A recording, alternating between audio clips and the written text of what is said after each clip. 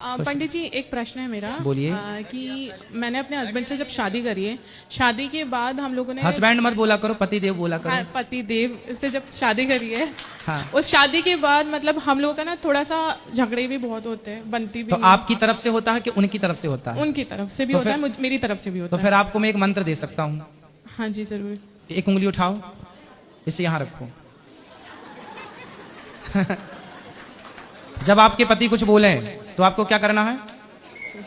चुप रहना है। सबसे बड़ा मूल मंत्र है गृहस्थी चलाने का, कि जब पत्नी कुछ बोले और आपको बात पसंद ना हो, पति कुछ बोले और वो बात पसंद ना हो, तो अपने आप को उस समय चुप रहिए, चुप रखिए। एक्चुअली होता क्या है कि देखो, अभी आज ही मेरे पास एक मैया आई, वो बोली कि मेरी सास, मेरा पति मुझे बहुत कुछ कहते हैं, बताइए मैं रिप्लाई करूं कि नहीं, उत्तर दूं कि नहीं।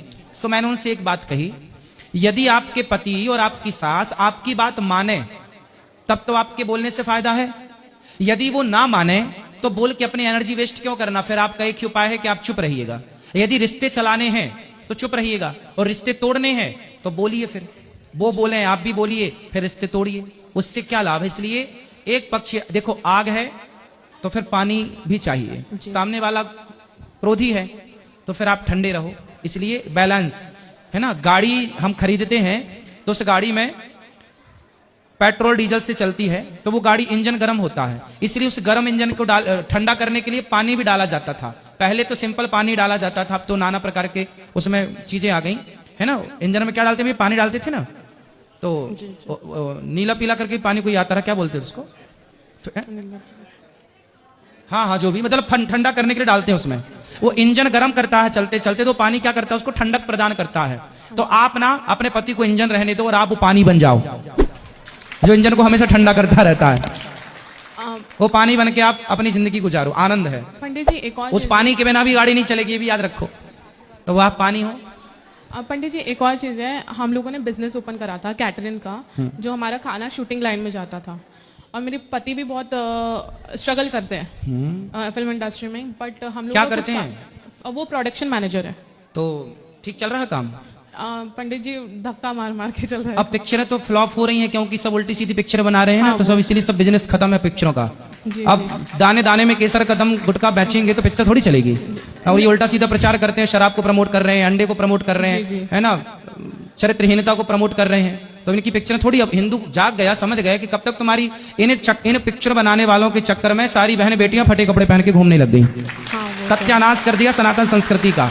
सीरियल बनाते हैं तो एक सीरियल के बारे में आप लोगों, आपने देखा भी होगा, हमने तो सुना है, एक सीरियल है टीवियों पे आता है, उसमें सास ने अपने पति को तलाक देके फिर दूसरी शादी कर ली, बहू ने भी तलाक देके दूसरी शादी कर ली, फिर दूसरे को छोड़ा तो तीसरी भी कर ली, सास भी शादी करती जा रही है, 3-3 बहू भी करती जाती है। अब ये सीरियल जो देखेगा वो कितने साल रहेगी अपने पति के साथ?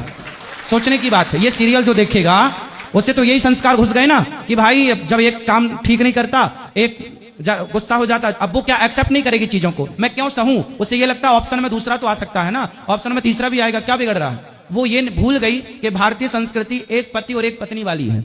क्योंकि सीरियल में वो देख रही है कि सास भी वहां बदल रही है, बहू भी बदल रही है, तो वो सीखेगी क्या?